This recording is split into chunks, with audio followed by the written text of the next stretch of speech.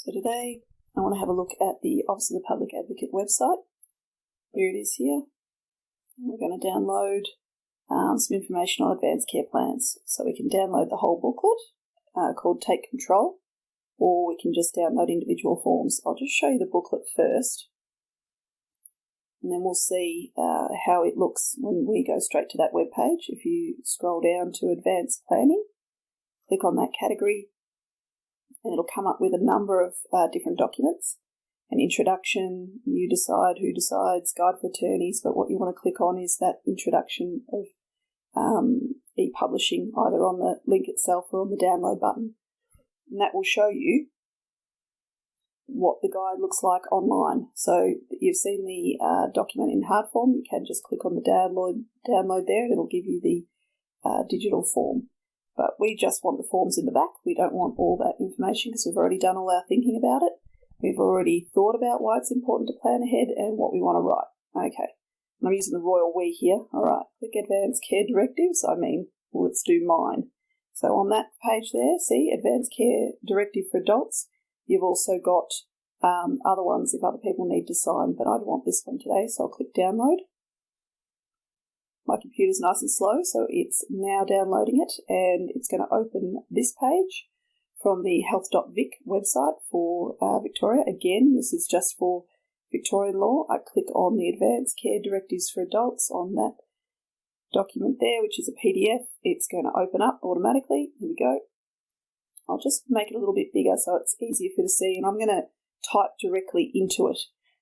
So up here is where they would put your sticker if you were doing it in a hospital, but we're doing it here online. I'll just scroll down. Ooh, I'm not very tech savvy. Here we go. So that you can see what I'm typing as I'm typing it. So on the first page, part 1, personal details, and I'll put my name in, and then I'm going to add in my date of birth and my other details. Of course, you don't need to know any of those. You can see that it's quite easy to type it in this form, but you can also print the entire form out and fill it in by hand. My handwriting's atrocious, however, so we're going to do it this way. Also put in my phone number there. Probably the best reason to review your Advanced Care Directive then is if you change your phone number. But let's have a look here. If I haven't changed my phone number, we're going to put in major health problems. I don't currently have any major health problems, so I'm going to put not applicable, or if it was handwritten, I'd put a cross across it. If I had an advanced statement in relation to mental illness, I'd put a cross in that box there. Now on the second page, it already preloads my name up the top, and this is the Values Directive. This is the important page, one of the 3 most important.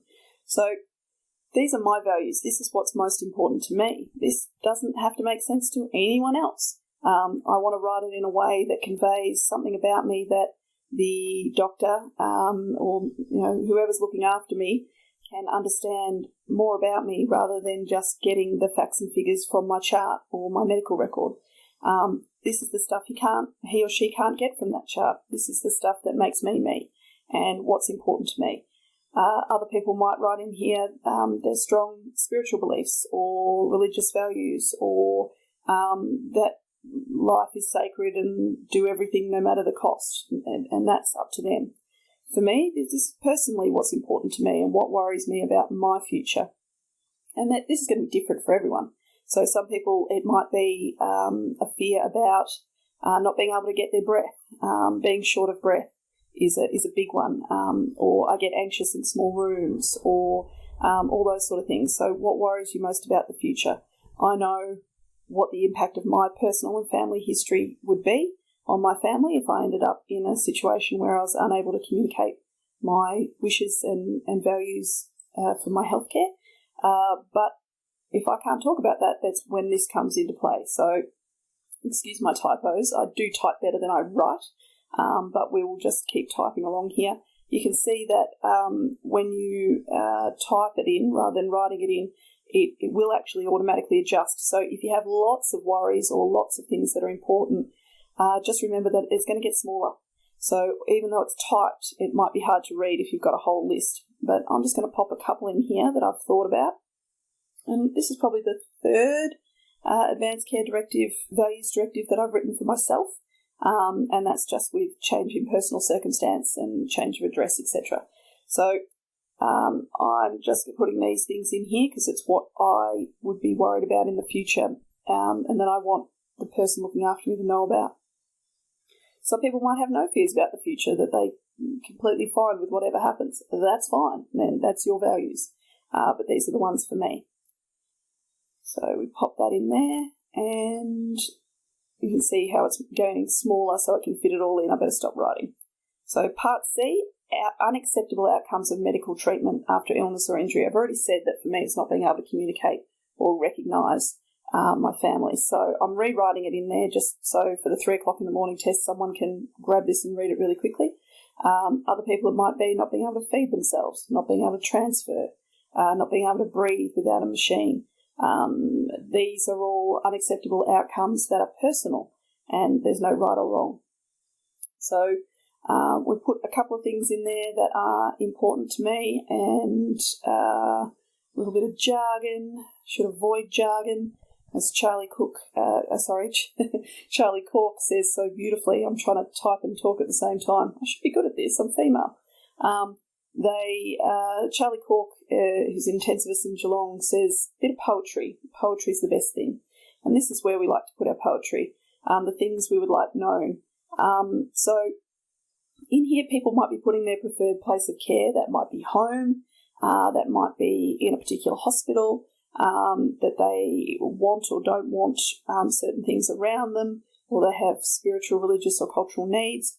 I know my family spiritually and physically won't cope particularly well with me in ICU.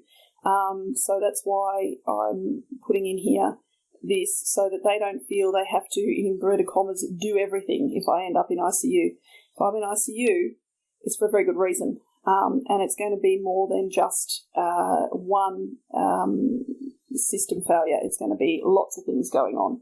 So I'm just spelling it out a little bit there, including things like if I were to get dementia. Good thing about this legislation is now we can put in our values for future health conditions. I'm probably not going to put in any instructions based on that because treatments will change, but I just want to, here for Charlie, I need to put in some poetry. Pretty crappy poetry, but this is me, so I just need people to know to look after my family and friends, and of course my cats, our cats, and that I've had a full life so that they can let me go and not feel that they've made the wrong decision. As a healthcare practitioner, I've actually found having a really good values directive is very reassuring for me and my moral distress when I have to make decisions. So the more you can put in there to help everyone else, the better. So I'm promising them it'll be the right decision. And because I put it on every single Advance Care Directive that I do, cats on the bed, dazzle them in the air freshener, because I know I'll be looked after. I need everyone else around me to be well looked after as well. Ooh, a couple of typos in there. Okay, we might go back and fix them later just in the interest of trying to get this done under 10 minutes. So we'll have a look there and move on to part E, the other people I'd like involved in discussions about my care.